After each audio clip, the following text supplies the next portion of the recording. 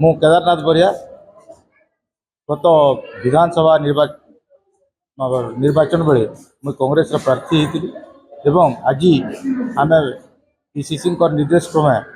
मशाल शोभा यात्रा करुचु। आम आज मशाल शोभा यात्रा ये करुचु जे नारी निर्यातना और गण बलात्कार ई सरकार समय विशेषकर बढ़ी एवं आमर जो 60,000 युवती और शिशु माने निखोज अच्छन से मन के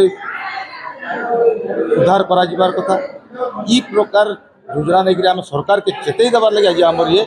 मशाल शोभा यात्रा विश्वाल मु कुचिंदा ब्लॉक पर्यवेक्षक हिसाब से आज आम उपस्थित होती एवं आज आम ये नारी सुरक्षा नारी मान प्रति जन अत्याचार होचे नारी मान प्रति जन धर्षण होचे नारी मान को युवती अपहरण होचे ई तार विरुद्ध रे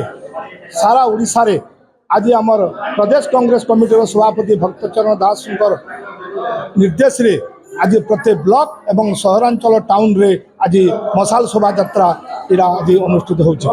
एवं सेति लगे आम मशाल शोभा यात्रा करवा लगे आज आम उपस्थित होचु एवं सरकार के चेते देवा लगे चाहूँ जे आगामी दिन में जदि नारी मान प्रति सम्मान नहीं रहा बेले